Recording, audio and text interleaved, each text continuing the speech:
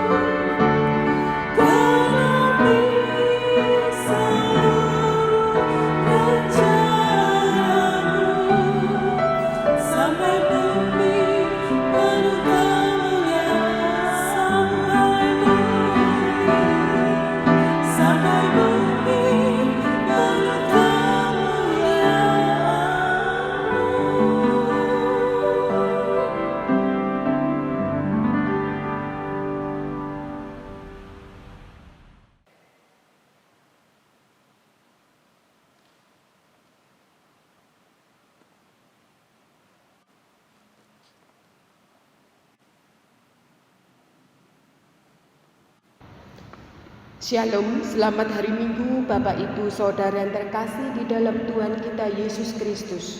Pada hari ini Minggu tanggal 22 Maret 2020, ibadah akan dilaksanakan melalui tayangan YouTube GKI Jombang. Adapun warta jemaat yang perlu mendapat perhatian adalah yang pertama yaitu PA streaming akan dilaksanakan pada tanggal 20 Maret 2020 pada pukul 18.00 atau jam 6 sore dilayani oleh Pendeta Dian Nuraini Kristianti. Mohon perhatian jemaat. Warta yang kedua, acara melaku-melaku karena ada sesuatu hal maka ditiadakan.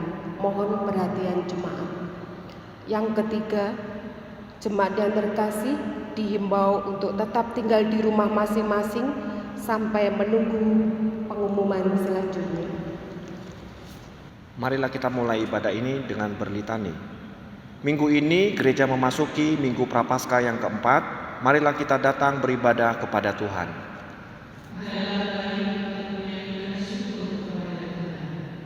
Untuk menyanyikan mazmur bagi nama Tuhan Allah kita.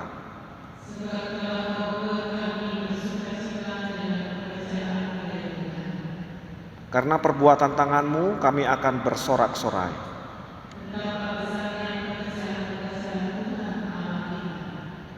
Kami hendak mengagungkan-Mu dalam pujian dan sembah kami.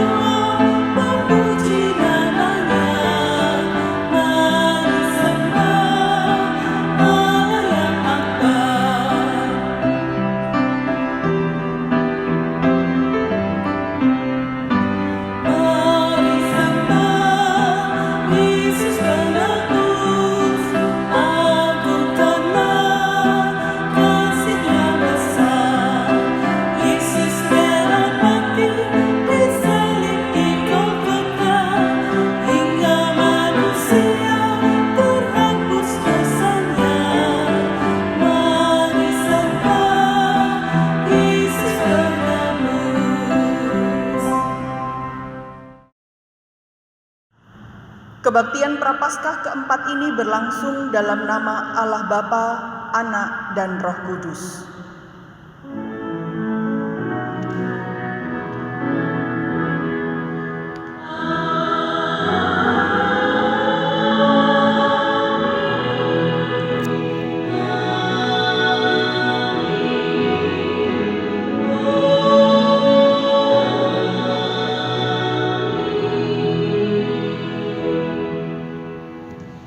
Kiranya kasih karunia dan damai sejahtera dari Allah Bapa kita dan dari Tuhan kita Yesus Kristus menyertai saudara sekalian.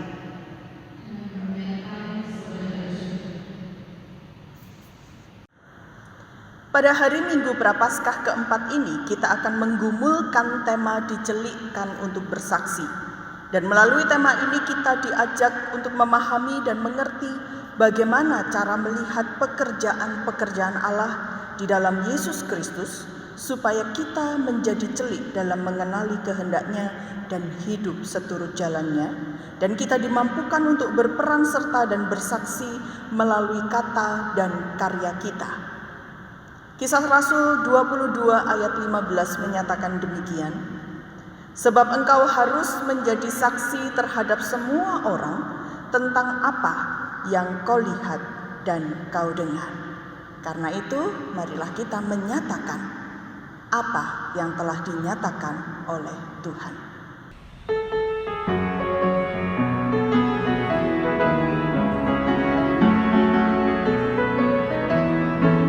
Jika padaku ditanyakan apa akan kuberitakan pada dunia yang penuh penderitaan, kan ku sampaikan kabar baik pada orang-orang miskin, pembebasan bagi orang yang hitam.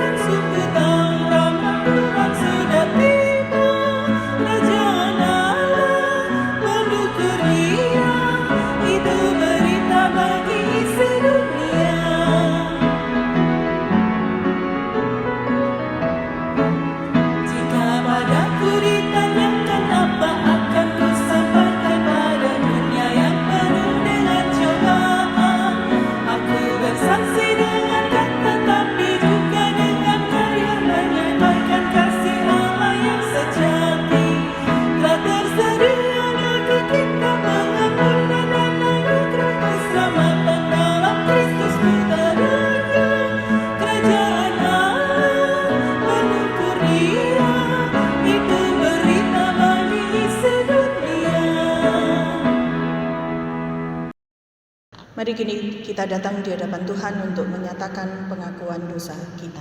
Kita berdoa. Tuhan, kembali kami datang di hadapan Tuhan pada hari ini. Kami mengucap syukur Tuhan masih mengizinkan kami, anak-anak-Mu, untuk bersama-sama menyatakan bakti kami. Meski kami secara ruang terpisah satu dengan yang lainnya, namun di dalam Engkau kami disatukan hati. Meskipun kami terpisah secara waktu, namun hati kami yang dipersekutukan dalam Kristus sungguh mau menyatakan bakti kepada Tuhan. Terima kasih untuk cinta Tuhan, terima kasih untuk kasih dan penyertaan. Saat ini ya Tuhan, izinkan kami mengaku segala dosa yang telah kami lakukan. Kami berdosa di dalam perkataan, kami berdosa di dalam perbuatan, kami bahkan berdosa di dalam pikiran-pikiran kami yang jahat.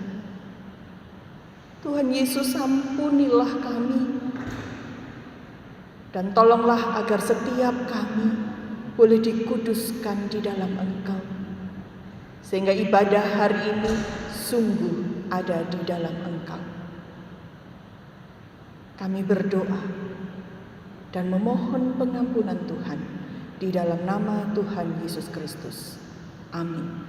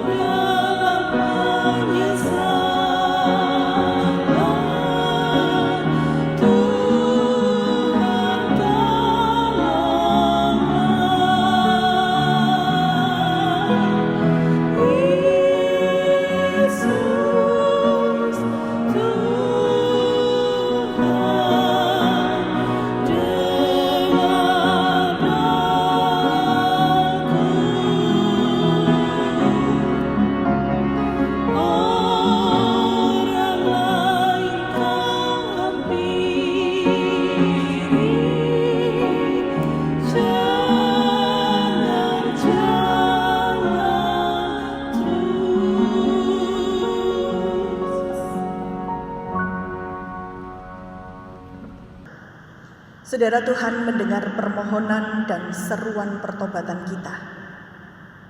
Ia memberikan anugerah pengampunannya kepada kita. Karenanya dengarkanlah firman Tuhan dalam surat 1 Korintus 15 ayat yang ke-57 sampai dengan 58. Tetapi syukur kepada Allah yang telah memberikan kepada kita kemenangan oleh Yesus Kristus Tuhan kita. Karena itu berdirilah teguh, jangan goyah, dan giatlah selalu dalam pekerjaan Tuhan. Sebab kamu tahu bahwa dalam persekutuan dengan Tuhan jerih payahmu tidak sia-sia. Demikianlah berita anugerah dari Tuhan. Mari kita nyatakan salam damai kita.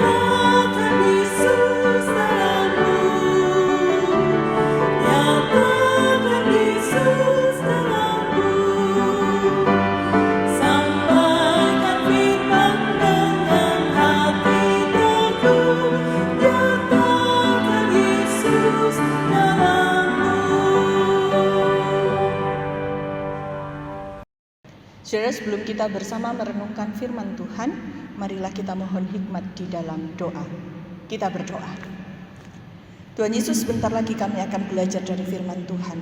Mohon Engkau sendiri yang membuka bukan saja telinga kami, namun juga hati dan jiwa kami, sehingga firman Tuhan boleh masuk, tinggal diam dan bertumbuh menjadi pohon yang hidup, memberi keteduhan, menolong kami. Terima kasih Tuhan Yesus, hamba-Mu yang Engkau utus menyatakan firman, juga hamba-hamba-Mu dimanapun kami berada yang boleh mendengarkan firman. Biarlah kami semua boleh diberikan kekuatan, boleh dituntun dan dikuasai Sang Roh Kudus. Kami berdoa di dalam nama Tuhan Yesus Kristus. Amin.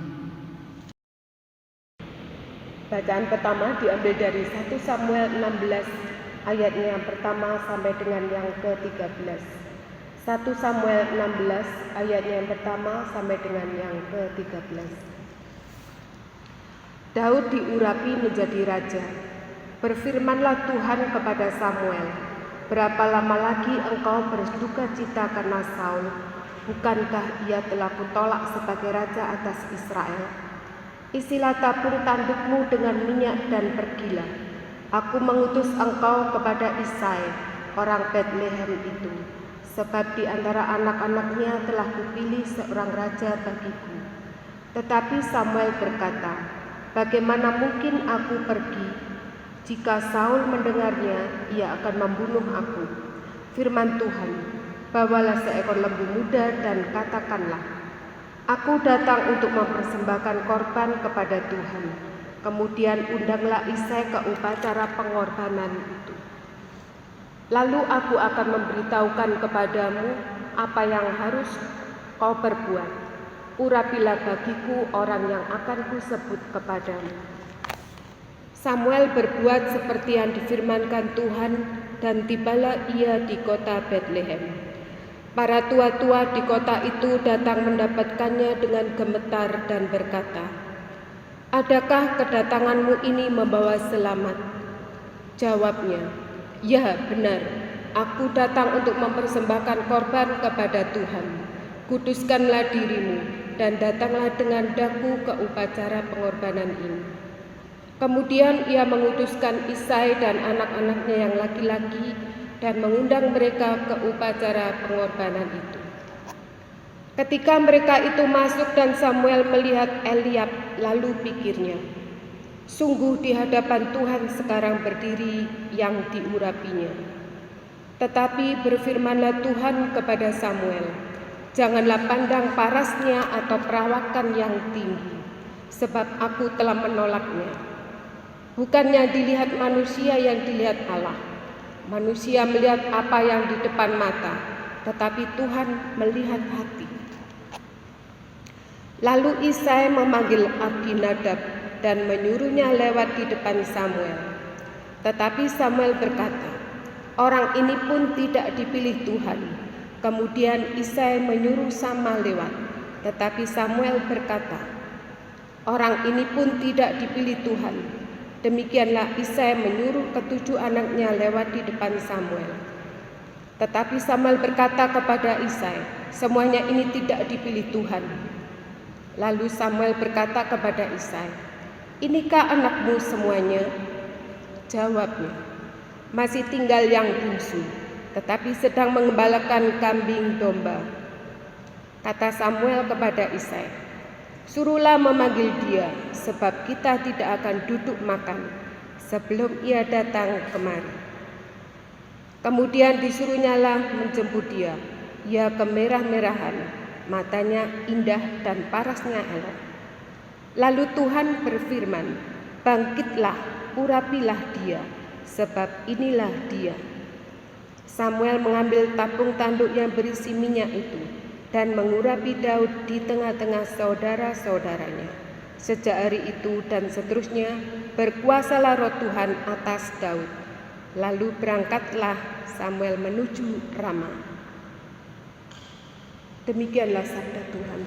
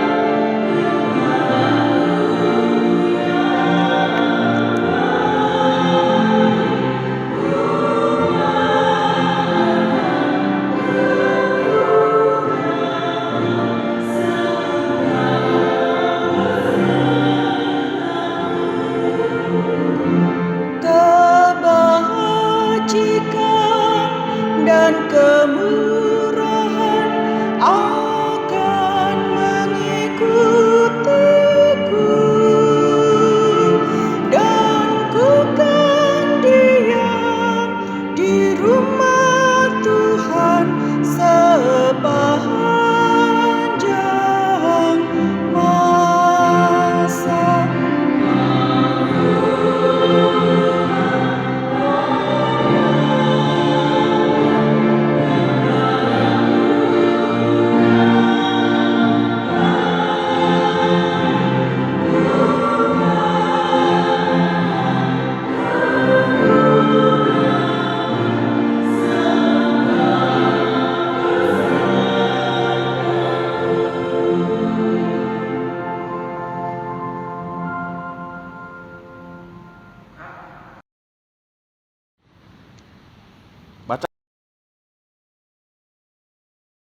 Bacaan kedua diambil dari Efesus 5 ayat 8 sampai 14. Efesus 5 ayat 8 sampai 14. Memang dahulu kamu adalah kegelapan, tetapi sekarang kamu adalah terang di dalam Tuhan. Sebab itu hiduplah sebagai anak-anak terang, karena terang hanya perbuahkan kebaikan dan keadilan dan kebenaran. Dan ujilah apa yang berkenan kepada Tuhan.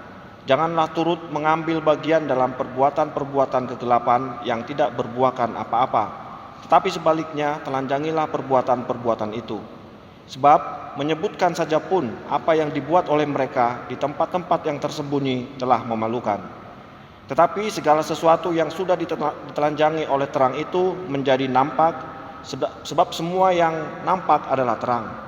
Itulah sebabnya dikatakan, bangunlah hai kamu yang tidur dan bangkitlah dari antara orang mati, dan Kristus akan bercahaya atas kamu.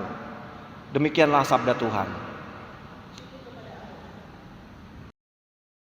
Saudara, bacaan kita yang ketiga diambil dari Injil Tuhan Yesus Kristus menurut Yohanes, pasalnya yang ke-9 ayatnya yang pertama sampai dengan 41.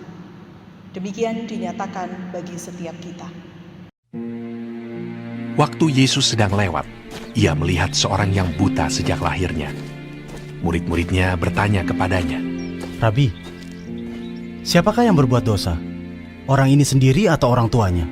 Sehingga ia dilahirkan buta. Jawab Yesus, bukan dia, dan bukan juga orang tuanya. Tetapi karena pekerjaan-pekerjaan Allah harus dinyatakan di dalam dia.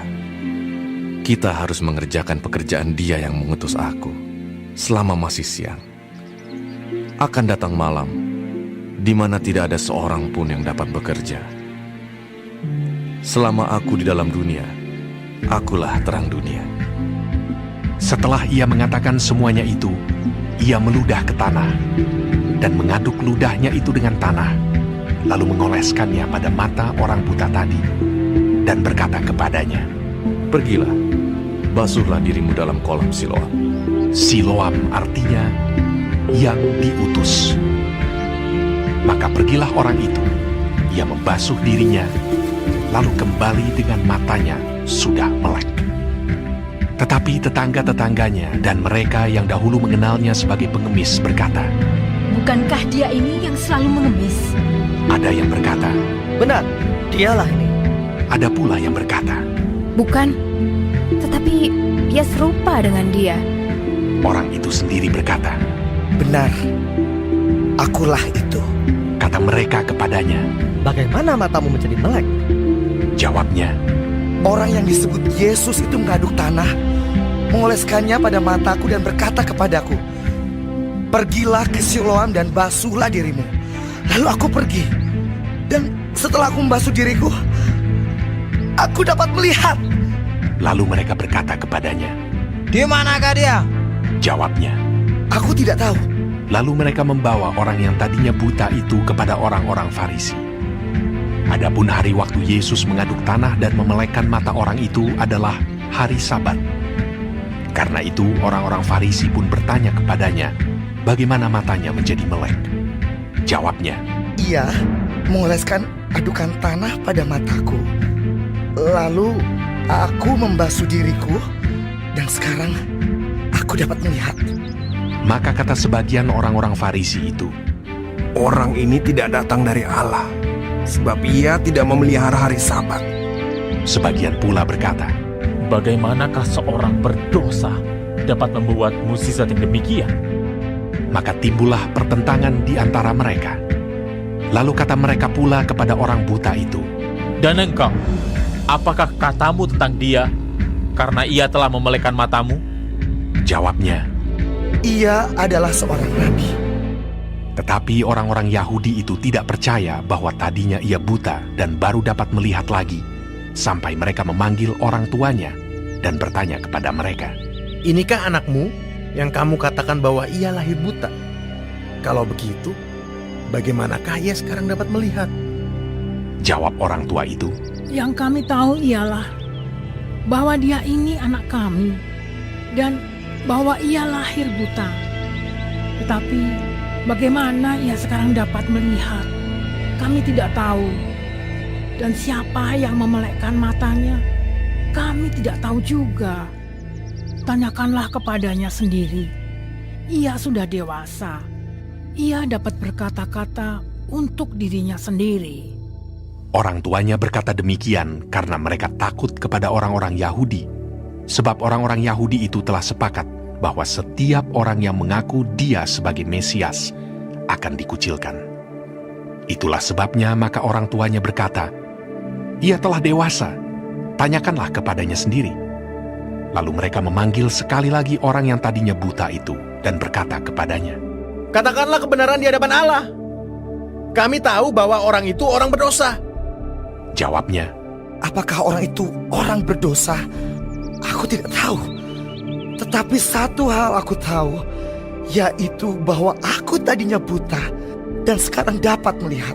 kata mereka kepadanya, Apakah yang diperbuatnya padamu? Bagaimana ia memelekkan matamu? Jawabnya, Telah kukatakan kepadamu dan kamu tidak mendengarkannya. Mengapa kamu tidak mendengarkannya lagi? Barangkali kamu mau menjadi muridnya juga. sambil mengejek mereka berkata kepadanya, Engkau murid orang itu, tapi kami murid-murid Musa. Kami tahu bahwa Allah telah berfirman kepada Musa, tetapi tentang dia itu, kami tidak tahu dari mana ia datang. Jawab orang itu kepada mereka, Aneh juga bahwa kamu tidak tahu dari mana ia datang, sedangkan ia telah memelekkan mataku.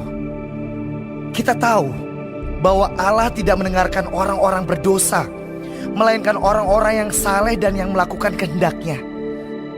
Dari dahulu sampai sekarang tidak pernah terdengar bahwa ada orang yang memelekkan mata orang yang lahir buta.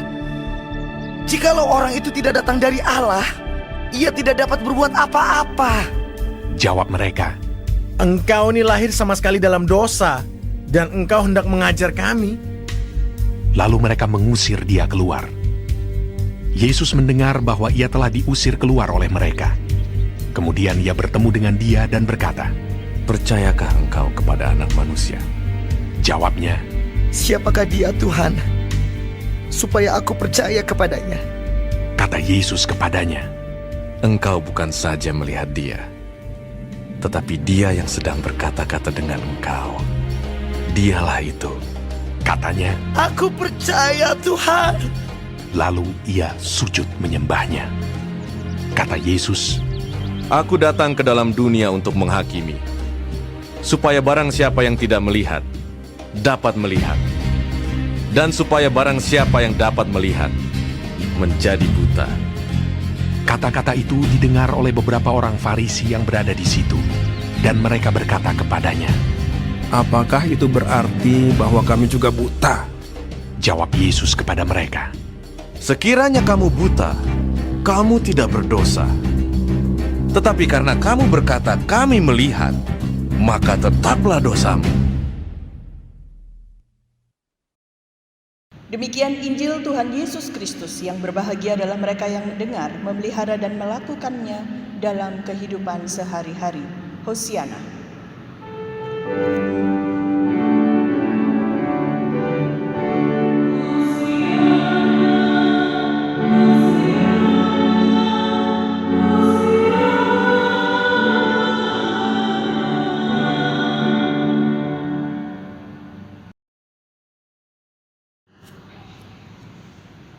Saudara-saudara, firman Tuhan pada hari Minggu tanggal 22 Maret 2020 hari ini mengambil tema dicelikkan untuk bersaksi. Saudara, kalau ngomong tentang dicelikkan, buta jadi melihat, saya kok tidak mau jadi teringat lagunya Bimbo, saudara, yang kayak gini tuh, saudara. Bermata tapi tak melihat, bertelinga tapi tak mendengar. Nah, saudara, lagu itu mau menunjukkan bahwa sesungguhnya orang itu meskipun punya mata belum tentu loh dia bisa melihat. Karena manusia itu sangat pintar dalam memilih apa yang mau dilihat dan apa yang dia tidak mau lihat.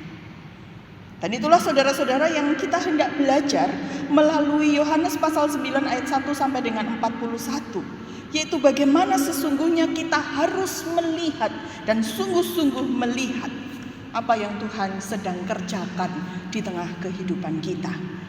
Saudara-saudara, Injil Yohanes pasal 9 ayat 1 sampai dengan 41 ini bercerita atau berkisah tentang orang yang buta sejak lahirnya. Diawali dengan sebuah kalimat, waktu Yesus sedang lewat, ia melihat seorang yang buta sejak lahirnya. Ia melihat seorang yang buta sejak lahirnya. Saudara, kalau kita melihat konteks Tuhan Yesus saat itu, tidak mudah bagi Tuhan Yesus sesungguhnya untuk berjalan-jalan, apalagi melihat kemudian berhenti melakukan sesuatu untuk orang. Kenapa? Karena sebelumnya, beberapa saat sebelumnya, saudara-saudara, Tuhan Yesus itu baru dilempari batu oleh banyak orang. Baru hendak dilempari sampai mati oleh orang-orang yang ada di sekitar bait Allah. Dan Tuhan Yesus menghilang dan meninggalkan bait Allah. Namun toh bukan berarti kemudian Tuhan Yesus bersembunyi. Tidak. Dia tetap hadir di tengah umat. Dia tetap berjalan di tengah mereka dalam segala pergumulan mereka. Dan dia melihat pergumulan mereka. Salah satunya adalah melihat pergumulan orang yang buta sejak lahirnya. Saudara-saudara, ketika Tuhan Yesus melihat, ini memancing pertanyaan dari murid-muridnya rupanya. Murid-muridnya bertanya, Guru, orang ini lahir buta, gara-garanya siapa? Dia yang punya dosa atau orang tuanya yang punya dosa? Dan Tuhan Yesus menjawab seperti yang dinyatakan di dalam ayatnya yang ketiga, saudara-saudara, bukan dia dan bukan juga orang tuanya, tetapi karena pekerjaan-pekerjaan Allah harus dinyatakan di dalam dia. Bukan dia dan juga bukan orang tuanya, tetapi pekerjaan-pekerjaan Allah yang harus dinyatakan di dalam dia. Saudara-saudaraku yang dikasihi dan mengasihi Tuhan kita Yesus Kristus, Tuhan Yesus menunjukkan kepedulian sosial. Saat ini kita berada dalam konteks social distance. Kita dihimbau untuk melakukan social distance. Tapi itu bukan berarti kita kehilangan kepedulian sosial. Berjarak secara sosial tidak harus, bahkan tidak boleh dimaknai sebagai kehilangannya kepedulian sosial. Tuhan Yesus menunjukkan kepedulian sosial dengan dia melakukan sesuatu. Dan mereka, murid-muridnya juga mendapatkan koreksi dari Tuhan Yesus. Nah, saudara-saudaraku, jawaban Tuhan Yesus ini, jawaban Tuhan Yesus bagi murid-muridnya sesungguhnya adalah sebuah jawab yang mengkoreksi pemikiran-pemikiran yang selama ini keliru beredar di sekitar murid-muridnya. Banyak orang berpikir begini, saudara, kalau melihat kemalangan atau kesusahan orang lain, itu sudah nasibnya orang kan berbeda-beda. Dia malang karena memang sudah takdirnya atau nasibnya seperti itu. Saudaraku, pemikiran yang demikian akhirnya membuat kita merasa lah terus piye? Lalu bagaimana? Menjadi sesuatu yang membuat kita, ya sudahlah, diterima saja, ya memang nasibnya dia begitu. Tapi Tuhan Yesus menunjukkan bahwa sesungguhnya ketika kita menghadapi kesusahan orang lain, kita melihat kemalangan orang lain, kita harus tahu bahwa ketika Tuhan mengizinkan kita untuk menemukan itu, melihat itu, Tuhan sedang menunjuk kepada umatnya, kepada orang-orangnya untuk menyatakan kepedulian sosial. Pekerjaan-pekerjaan Allah yang harus dinyatakan melalui Dia. Lah dianya itu siapa? Ya si orang yang malang tadi, yang lahir buta. Siapa yang diutus untuk menyatakan pekerjaan-pekerjaan Allah? Ya Tuhan Yesus yang hari itu datang dan melihat si orang buta ini. Saudara-saudara, bukankah ini seharusnya juga terjadi dalam kehidupan kita? Bukankah seharusnya kita juga melakukan hal yang sama? Ketika kita bicara tentang hakikat diri kita, siapa kita di tengah dunia? Bukankah kita adalah orang-orang yang diutus menyatakan pekerjaan Allah di tengah dunia melalui orang-orang yang membutuhkan pertolongan? Inilah yang disebut dengan melihat dan menyatakan kepedulian sosial. Sebab sesungguhnya tidak pernah kebetulan Tuhan menunjukkan kita keadaan yang malang. Tapi memang saudara-saudara, kalau kita ini bicara tentang melihat dan tidak melihat, mau tidak mau kita ini akan bicara juga tentang indera kita, mau tidak mau. Karena manusia pasti akan cenderung untuk menilai berdasarkan apa yang terlihat. Berdasarkan apa yang terlihat. Kalau kita belajar dari bacaan kita yang pertama, proses ketika Daud diurapi oleh Samuel. Ketika Daud diurapi oleh Samuel, tidak seketika orang tahu bahwa yang diurapi adalah Daud. Mengingat Daud secara manusiawi dibandingkan dengan kakak-kakaknya jauh di luar perhitungan. Bahkan seorang nabi seperti Samuel pun dia berpikir ketika kakak sulung dari Daud hadir, dia berpikir orang ini pasti yang dipilih karena secara fisik luar biasa. Namun siapa sangka jalan Tuhan dan pemikiran Tuhan tidak sama dengan kita. Apa yang kita anggap kecil, apa yang kita anggap lemah, apa yang kita anggap tidak berdaya, justru dipakai Tuhan untuk menyatakan pekerjaan-pekerjaan Allah. Saudara-saudaraku yang dikasihi dan mengasihi Tuhan kita Yesus Kristus, itu loh cara kerjanya Tuhan. Jangan gampang-gampang kita menjadi putus asa di tengah kelemahan-kelemahan yang kita hadapi. Jangan gampang-gampang kita melihat dan kemudian menghakimi apa yang sedang terjadi dalam kehidupan kita. Ya, bisa jadi kita sedang berada dalam keadaan lemah. Ya, bisa jadi kita sedang berada dalam keadaan susah. Masing-masing kita saat ini diminta untuk menahan diri.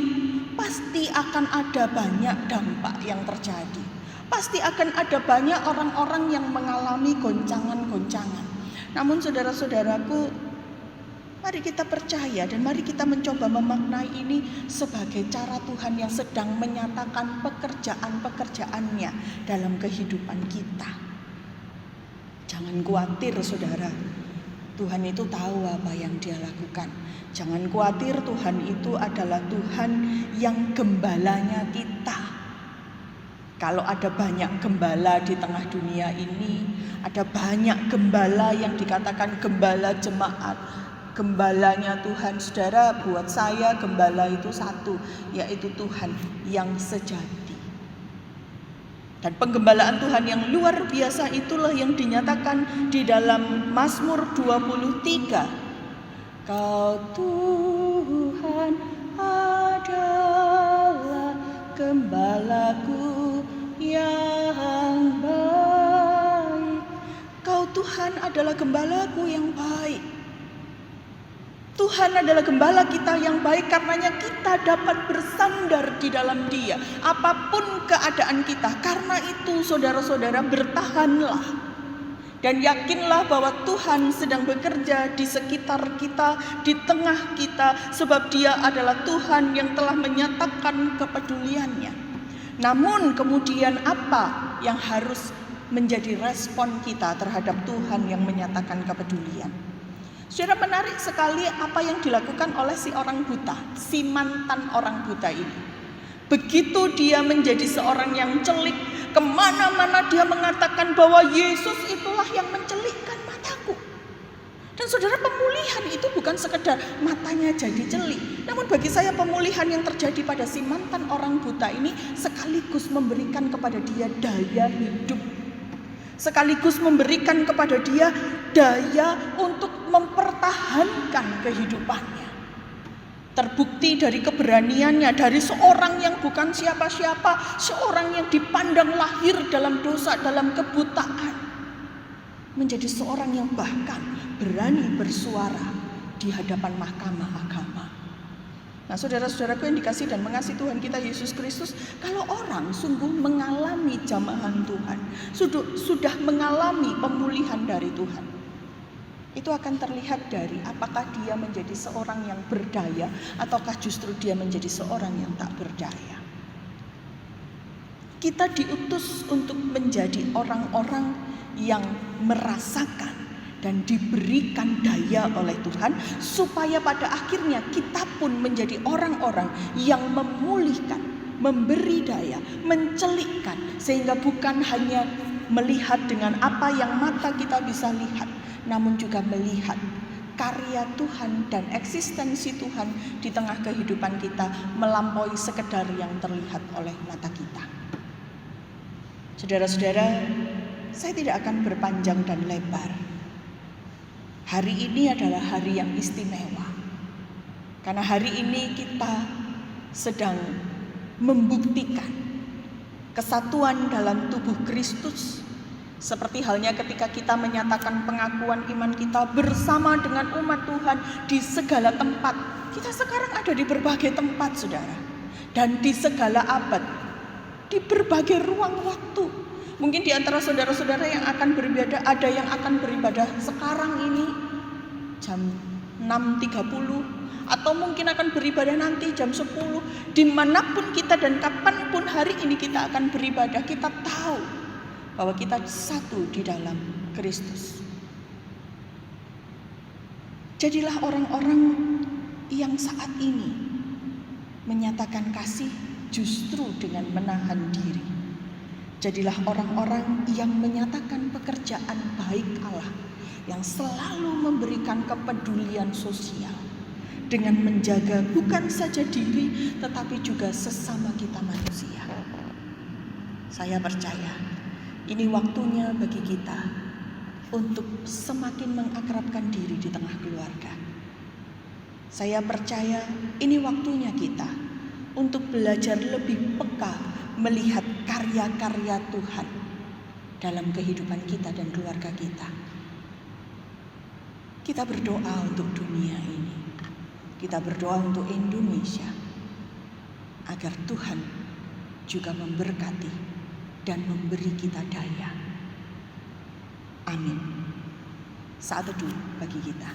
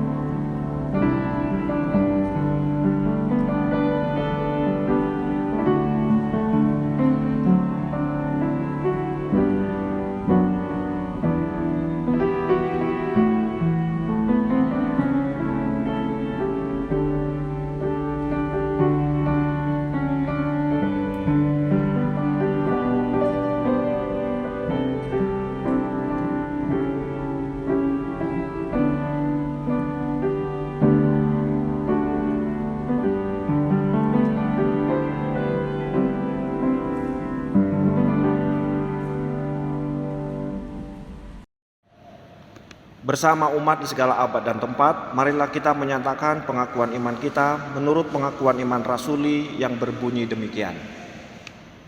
Aku percaya kepada Allah, Bapa yang Maha Kuasa, Khalik langit dan bumi, dan kepada Yesus Kristus, anaknya yang tunggal Tuhan kita, yang dikandung dari Roh Kudus, lahir dari anak darah Maria, yang menderita sengsara di bawah pemerintahan Pontius Pilatus, disalibkan, mati dan dikuburkan, turun dalam kerajaan maut.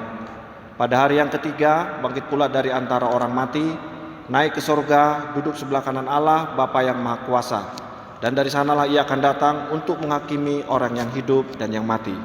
Aku percaya kepada Roh Kudus, gereja yang kudus dan am, persekutuan orang kudus, pengampunan dosa, kebangkitan orang mati, dan hidup yang kekal. Amin. Mari bersama kita menaikkan doa syafaat kita. Kita berdoa. Tuhan Yesus, saat ini kembali kami datang di hadapan Tuhan untuk menaikkan doa syafaat kami.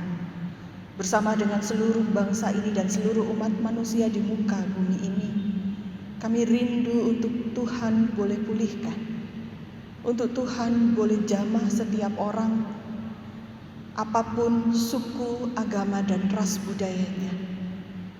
Ketika umat manusia dan kemanusiaan itu sendiri terancam oleh virus corona, oleh ketakutan, kecemasan, Tuhan Yesus, hadirlah dan tolonglah kami semua. Kami berdoa untuk mereka yang sedang dalam keadaan sakit dan sudah positif corona. Tuhan, kiranya Engkau berkenan untuk memulihkan menurut kasih dan rahmat Tuhan. Tuhan, berkati setiap orang yang turut serta dalam upaya-upaya penyembuhan. Kami berdoa untuk obat-obatan yang saat ini terus diupayakan. Biarlah karya-Mu boleh dinyatakan juga melalui pengobatan-pengobatan yang dilakukan. Kami berdoa untuk keluarga-keluarga yang berduka oleh karena kehilangan orang-orang yang dikasihi. Kiranya Tuhan menghiburkan. Kami berdoa untuk saudara-saudara kami, secara khusus teman-teman seiman kami dalam berbagai-bagai gereja, berbagai-bagai denominasi yang saat ini juga sedang dalam keadaan sakit karena positif corona. Tuhan Yesus, tolong kami. Kami juga berdoa saat ini ya Tuhan untuk umat-Mu yang saat ini berdiam di rumah, menyatakan ibadah kami melalui ibadah di rumah kami masing-masing. Tolonglah agar kami pun boleh dikuatkan, agar kami pun dengan hikmat Tuhan boleh menyatakan kasih dengan cara menjaga diri dan sesama kami. Kami percaya pekerjaan-pekerjaan Tuhan sedang dinyatakan. Kami berdoa saat ini ya Tuhan untuk gereja-Mu, GKI, Gereja Kristen Indonesia, dalam berbagai lingkupnya, mulai dari lingkup sinode wilayah, lingkup klasis, sampai dengan jemaat. Kiranya Tuhan menolong kami untuk berderap bersama, agar kami boleh saling menjaga, bukan saja diri kami, namun juga bangsa dan negara kami. Kami berdoa ya Tuhan untuk GKI Jombang, bersama dengan Yayasan Pendidikan Petra, kiranya Tuhan juga menolong. Saat ini Tuhan Yesus, kami menyerahkan setiap orang yang Tuhan pakai untuk melayani Engkau. Majelis jemaat, kami berdoa untuk Bu Yeni kantor gereja, kami berdoa untuk Pak Yandi driver, kami berdoa untuk Pak Leman koster, kami berdoa untuk Pak Imam dan Pak Darman security gereja. Kami berdoa bagi saudara-saudara kami yang lain yang Tuhan utus dan Tuhan pakai juga. Kiranya segala sesuatu yang kami lakukan bersama menjadi kemuliaan Tuhan. Kami berdoa bagi setiap anggota jemaat maupun simpatisan yang berjuang ikut memerangi virus corona. Kiranya Tuhan juga menolong dan memberkati dengan pemulihan, dengan kesehatan.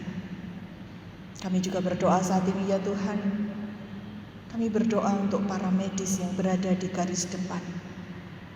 Kiranya Tuhan Yesus juga yang melindungi mereka, memberi kekuatan, memberi mereka tubuh yang fit, sehingga mereka boleh dengan daya tahan tubuh yang tinggi terhindar dari infeksi corona. Terima kasih Tuhan Yesus, terima kasih. Kami juga mengingat saudara-saudara kami yang dalam keadaan sakit ataupun dalam keadaan lemah tubuh. Kami mengingat akan Bapak Abu Amar, Ibu Indrawati, Bapak Handoko, Bapak Hari Prayitno, Ibu Lis Ratna, Ibu Ong Kyok Tan. Kami berdoa untuk Bapak Hari Sugianto, Bapak Baktiar Napitupulu, Bapak Dr. Pujianto, dan saudara-saudara kami yang lain yang tidak tersebutkan. Tuhan, Engkau yang menjamah dan menjaga serta memulihkan. Kami berdoa untuk saudara-saudara kami yang berbahagia karena ditambahkan usianya dalam pekan yang telah kami lewati. Saudara Rizky Yuda Pratama, Saudara Andreas Haryanto, Ibu Christine Patmiati, Ibu Nimade, Bapak Leri T. Bangga. Kami mengucap syukur untuk pertambahan usia bagi saudara-saudara kami ini. Kami percaya Tuhan yang menyempurnakan mereka bagi kemuliaan nama-Mu. Terima kasih Tuhan, kami menaikkan doa syafaat ini hanya di dalam nama Tuhan Yesus Kristus yang telah mengajarkan kami berdoa.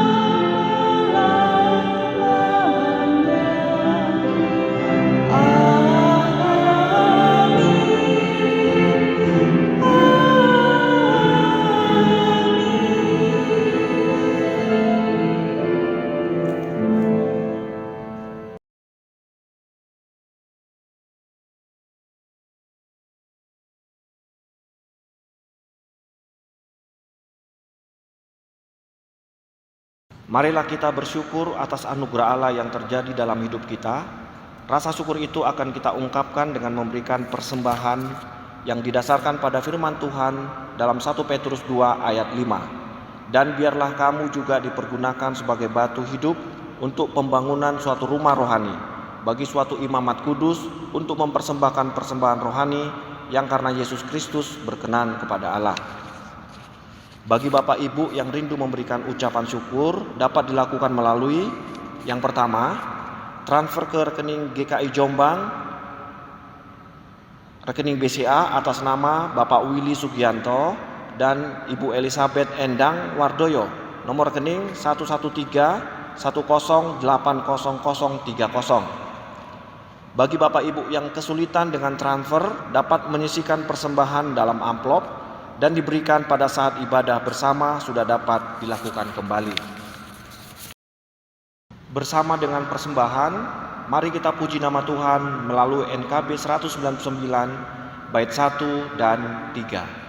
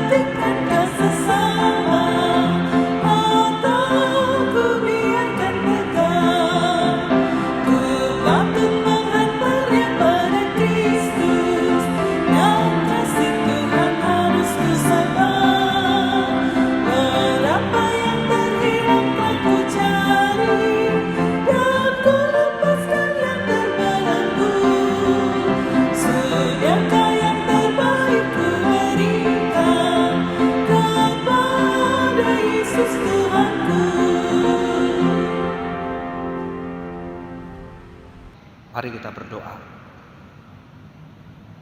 Kami datang ke hadirat Tuhan dengan rasa syukur ya Tuhan, karena pada hari ini Engkau memberikan kami kesempatan untuk memberikan persembahan ke hadirat Tuhan. Biarlah Tuhan persembahan yang kami berikan ini harum di hadapan-Mu.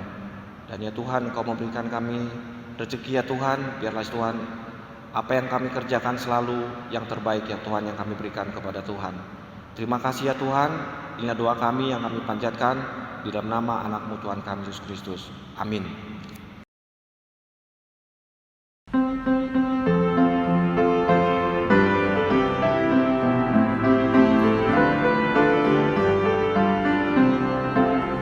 Mari sebarkan Injil ke seluruh dunia.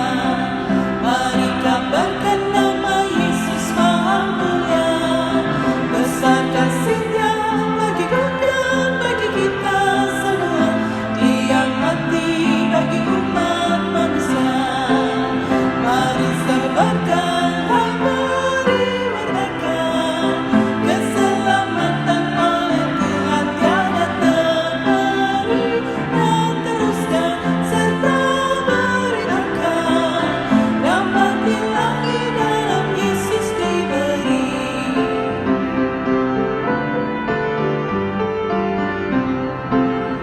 Bukalah hatimu, mari terima Dia. Buanglah congkakmu dan tetaplah percaya. Dekaplah Yesus, Tuhanmu agar hidupmu berseri. Segala puji bagi Tuhan diberi. Mari sebarkan, mari wartakan keselamatan oleh Tuhan tiada terhari. Dan teruskan serta beritakan dapat ilahi dalam Yesus diberi.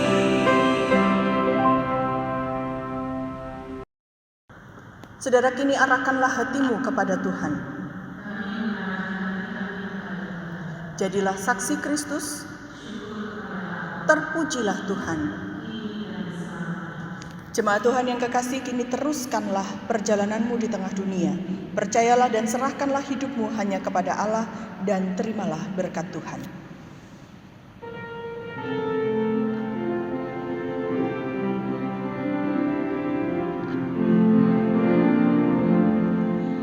Kasih Tuhan mengiringimu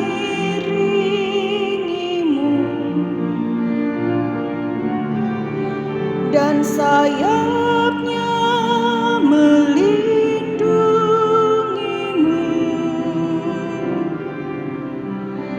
Tangan Tuhan pegang di dalam hidupmu. Majulah dalam terang kasih-Nya.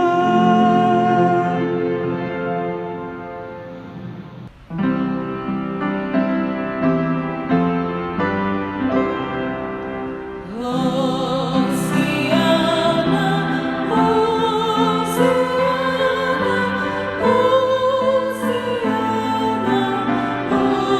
Hosiana, Hosiana, Hosiana,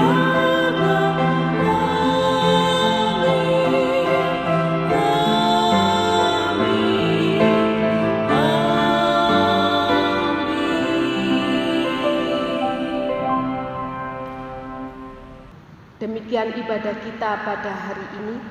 Selamat hari Minggu, Tuhan memberkati. Amin.